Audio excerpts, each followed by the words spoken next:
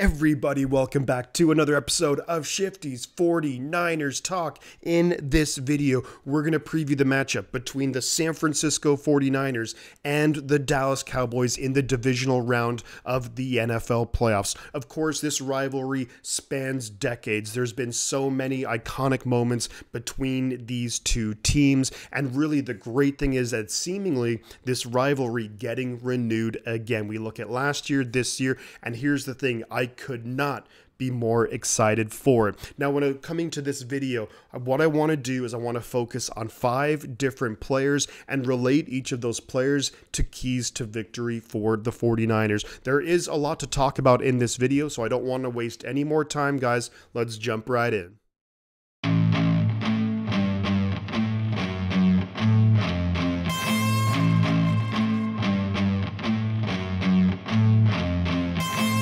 And just before we get into the players, let's give a little bit of context for this specific matchup. We have the 13-4 San Francisco 49ers taking on the 12-5 Dallas Cowboys. The 49ers, of course, coming off a big win against the Seattle Seahawks last week. The first half was definitely touch and go. Second half, Niners absolutely dominated. Then you look at the Dallas Cowboys, a huge win on the road in Tampa Bay, and from the get-go, they just absolutely dominated that game.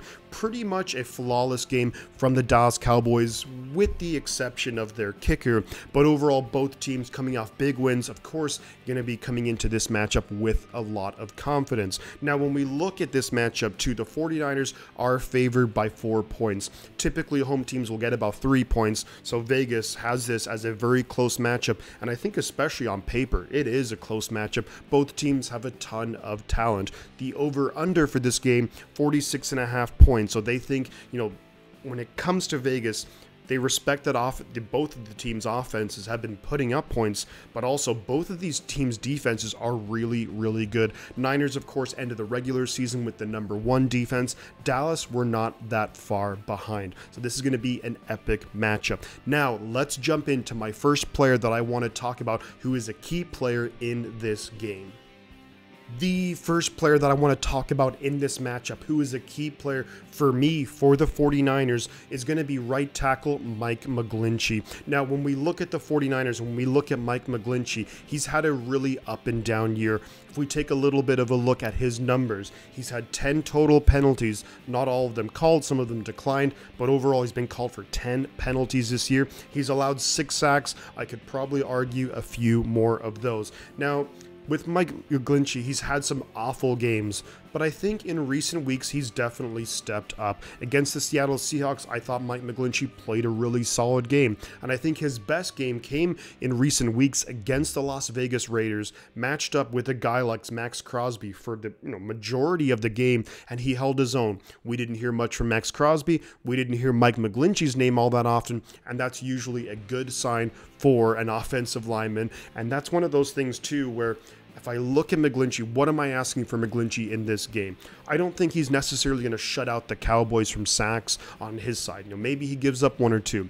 But the big thing is no consistent negative plays. We can't have him, false starts, holding penalties. And the other big thing too is the Niners, some of the run plays that we call, there's a lot of time spent in the backfield before the running backs get upfield. So being able to stick with your blocking assignments and win those blocks to prevent the negative run plays. And here's why. When we look and compare to the Dallas Cowboys defense, in terms of their pass defense and their pass rush, it is pretty darn fierce. The Cowboys, number 3 in sacks, but also number 3 in the NFL in tackles for loss. So that means they play aggressively towards the line of scrimmage. They're not afraid to get after it, and they really thrive on forcing those negative plays against opposing offenses. The other thing too, the Cowboys, number 8 in interceptions in the league. Now, also breaking down the Dallas Cowboys defensive numbers, they're actually much better defending the pass with relative to the NFL compared to defending the run. Against the run, they're not that great, which does bode well for the 49ers, and that's one of Mike McGlinchey's strengths, which is a great thing. But of course, the Cowboys when they're playing a team like the 49ers who love to run the ball a lot, they are going to crazy stack the box and force Brock Purdy to beat us. And that's where guys like Mike McGlinchey are going to have to play really, really well. The Cowboys, Micah Parsons, to me, number 2 in the NFL in Defensive Player of the Year, 13.5 sacks. Dorrance Armstrong stepped up this year, 8.5 sacks. They still have DeMarcus Lawrence, and they are not afraid to blitz either. So Mike McGlinchey, I'm looking at you as one of the key players who needs to have a good game for the 49ers to win. The next player that I want to talk about for the 49ers, who's a key player in my opinion, is going to be wide receiver Brandon Ayuk. Now, when I look at Brandon Ayuk, he's the guy who actually led the 49ers in receiving yards against the Cowboys in the playoffs last year.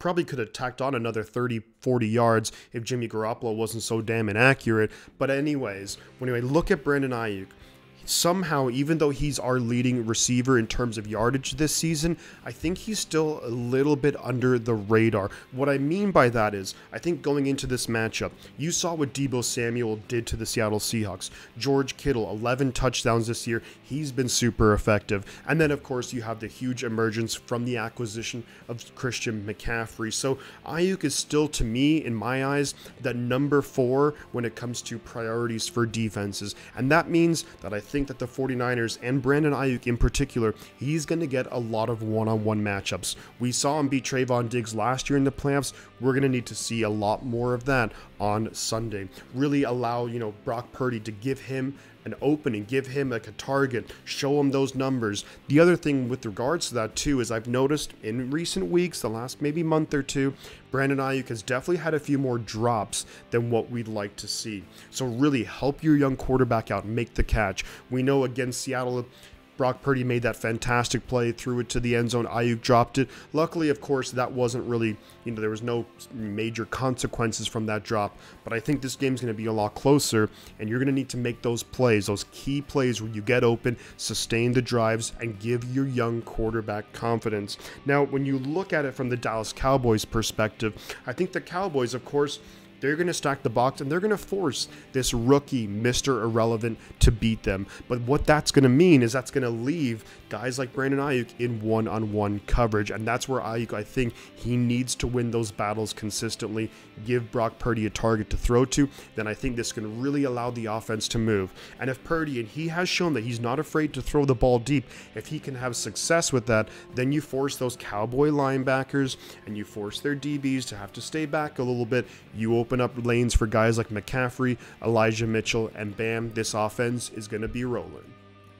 Next, I want to move on to the defensive side of the ball, and the third key player for me is going to be linebacker Dre Greenlaw. Now, for me, I'm a huge Dre Greenlaw guy. He basically does it all, maybe just a little bit of a level under Warner, although we have seen at periods throughout the season that Greenlaw has probably been our best linebacker. Now, if we take a little bit of a look at a guy like Dre Greenlaw, super athletic, and you know he's going to be matched up with who?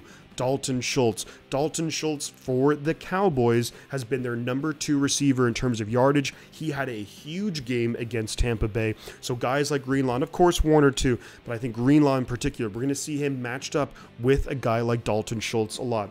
The other thing too, which I do like about Greenlaw, is that, and the way that D'Amico uses him, he's also very aggressive. He's not afraid to shoot the gaps and try and force those negative plays. And I think when especially a guy like Zeke Elliott's in the backfield, we're going to see Dre Greenlaw be hyper aggressive and try and take him down at or behind the line of scrimmage and force Dak into some bad situations. The other thing too is when you look at Greenlaw, he hasn't had his best year in terms of pass coverage, but let's take a look at some of the numbers. He's allowed an 88 quarterback rating when being targeted, which isn't great and also not awful. When he's been targeted, he's actually picked off Tom Brady. He's also allowed 1 touchdown. And at the end of the day, the big thing for me, which I think is good for Greenlaw, only a 6.6 missed tackle percentage, which is really solid for a guy who's out there so much on pretty much every down for the defense. Now, the big thing then when you look at the flip side, again, looking at the Cowboys, is that, they have a really balanced attack. I would say the 49ers have an incredibly balanced attack. If you look at the rankings in terms of passing yardage per game, who's right below the Niners? The Cowboys. You look at the rushing yards per game, Who's right below the 49ers? The Dallas Cowboys. They really thrive off being a balanced team. They have good running backs, Zeke Elliott, but also Tony Pollard is the guy who scares me more in this matchup. But of course, they can air the ball out. You know, CeeDee Lamb, Michael Gallup, Dalton Schultz, they brought in T.Y. Hilton. So I think Greenlaw is going to have to just have an overall great game. He's going to be asked to do a lot, and I really hope Greenlaw is up to the challenge because we need to slow down this Dallas offense. The fourth guy that I want to talk about in this video is going to be safety Talanoa Hufanga. Now, we've all known that Talanoa Hufanga, an all-pro this year, was fantastic, elite the first 10 games of the year. Trailed off a little bit towards the end of the year, but for me, he is such a massive, massive guy simply because we use Hufanga in so many different ways. And when I look at a guy like Hufanga, I made a couple of notes on him and that I think are going to be really important for this game. So to me, it's make the right play versus the splash play. So many times we see him going for the big play, which leads to a missed tackle, and that could lead to an extra 20 yards. Maybe it's a blown coverage. Maybe he's super aggressive, bites on a route, then it's a double move, and then bam, touchdown. So Hufanga needs to be just a little bit more restrained. Of course, you'd love his aggressiveness, but try and make the right play necessarily versus the splash play. The other thing too is that he's going to be matched up, I think, same as Greenlaw, same as other guys, Fred Warner too. He's going to be matched up with a guy like Dalton Schultz. But not only that, he needs to be there to help deep. So he can't bite on those short routes. He needs to, make the smart play, make the right play. Doesn't have to be the splash play. Bring the pressure. And I think one of these notes here, and that really is a testament to the fact that the other point that I have is that he's going to play near the line of scrimmage a lot, I think, in this game. We've seen Hufanga in recent weeks. He's come pretty close to sacks, forced a little bit of pressure on quarterbacks, but if he can get home, that could be really, really big for the 49ers defense, and really just taking those right lanes, really filling what his responsibility is on the play, not just going off and doing his own thing. That can also lead to some really big plays too for the 49ers defense. And the big thing with Hufanga to me is really just no missed tackles. It's one of those things that's been the most, frustrating thing with a guy like Hufanga is that could be in position to make so many tackles, but he just takes the wrong lane, doesn't diagnose the play maybe quick enough, certain things like that. Maybe he gets a little bit too aggressive, and then bam, the offensive player goes right by him. 20 extra yards, not good against an offense like Dallas, who have a good defense to back them up as well.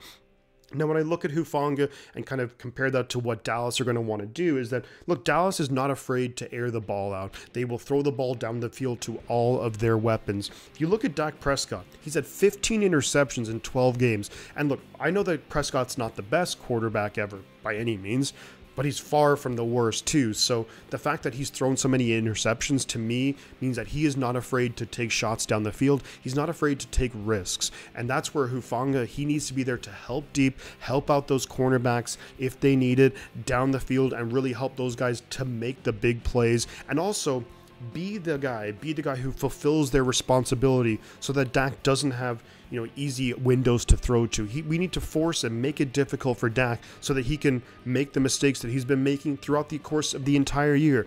If Hufanga plays the right game, man, I think this defense could really do a good job on the Cowboy offense and force some big turnovers, which will be a huge key for the 49ers to win this game.